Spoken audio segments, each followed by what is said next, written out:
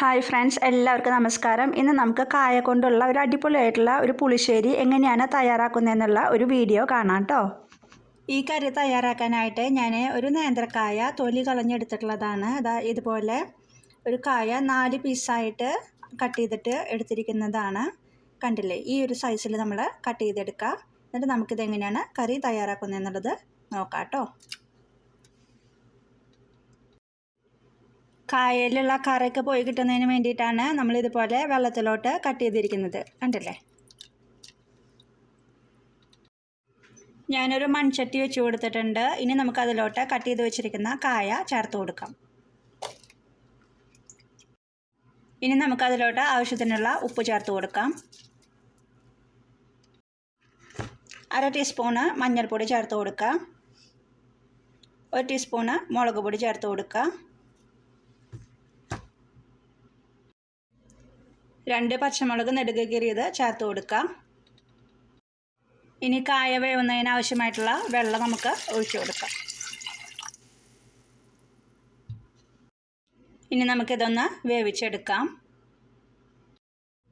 ഇനി നമുക്ക് ഈ കറിയിലോട്ട് വേണ്ട അരപ്പ് തയ്യാറാക്കാം. അരപ്പ് തയ്യാറാക്കുന്നതിന് വേണ്ടിയിട്ട് ഒരു കൈപ്പിടിയോളം തേങ്ങ ചിരകിയത് എടുത്തിട്ടുണ്ട്, ഒരു വെളുത്തുള്ളി എടുത്തിട്ടുണ്ട്. ഉള്ളി ഉണ്ടെങ്കിൽ ഉള്ളി ചേർക്കുക. ഞാനിത് സവാളയാണ് എടുത്തിരിക്കുന്നത്, ഒരു 1/4 പീസാണ് എടുത്തിരിക്കുന്നത്. അതുപോലെ തന്നെ ഒരു 1/4 ടീസ്പൂണോളം നല്ല ജീരകം എടുക്കുക. ഇതെല്ലാം കൂടി നമുക്ക് നന്നായി ഒന്ന് അരച്ചെടുക്കാം. ഇപ്പോൾ നമ്മുടെ കായെല്ലാം നന്നായി വെന്ത് വന്നിട്ടുണ്ട്. ഇതിലോട്ട് നമുക്ക് അരച്ച് വെച്ചിരിക്കുന്ന ആ കൂട്ട് ചേർത്ത് കൊടുക്കാം.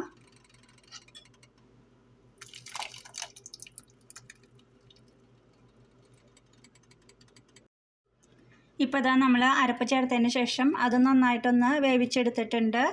കണ്ടില്ലേ, എല്ലാം റെഡിയായി വന്നിട്ടുണ്ട്. ഇനി നമുക്കിതിലോട്ട് യോഗട്ട് ചേർക്കാനായിട്ടുണ്ട്. അപ്പം ഞാൻ ഒരു 3 ടീസ്പൂണ് യോഗട്ട് കൂടി ഞാൻ ഇതിലോട്ട് ഈ സമയത്ത് ചേർത്ത് കൊടുക്കുകയാണ്.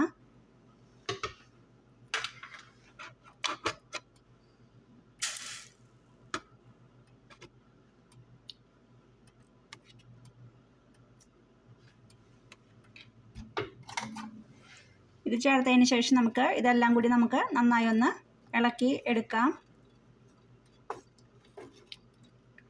ഇനി നമുക്കിത് തീയൊന്നും കത്തിക്കേണ്ട ആവശ്യമില്ല, കാരണം നമ്മുടെ തൈരൊക്കെ ഒന്ന് പിരിഞ്ഞു പോകും. അപ്പം നമുക്ക് അതിൽ ഓൾറെഡി ഒരു ചൂടുണ്ട്, അതിലോട്ട് ഒഴിച്ചു കൊടുത്താൽ മതി. സ്റ്റവൊക്കെ നമ്മൾ ഓഫ് ചെയ്ത് വെക്കുക.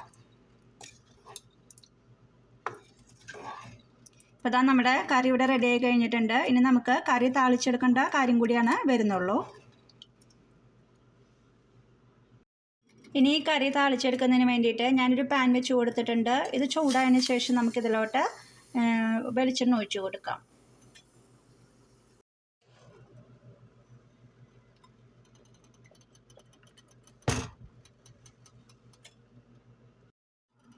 ചൂടായിട്ടുള്ള വെളിച്ചെണ്ണയിലോട്ട് നമുക്ക് 1 ടീസ്പൂണ് കടുകിട്ട് പൊട്ടിച്ചെടുക്കാം.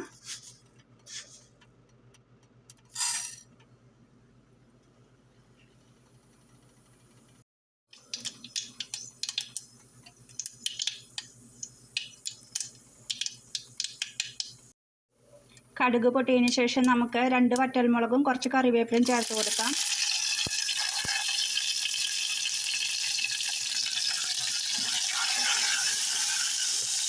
അതിനുശേഷം അതിലോട്ട് ഒരു നുള്ള് ഉലുവയുടെ പൊടി ചേർത്ത് കൊടുക്കാം. ഇനി എല്ലാം കൂടി നമുക്ക് നന്നായി ഒന്ന് ഇളക്കിയെടുക്കാം. ഇത് നമ്മൾ തയ്യാറാക്കി വെച്ചിരിക്കുന്ന കറിയിലോട്ട് ഒഴിച്ചു കൊടുക്കാം.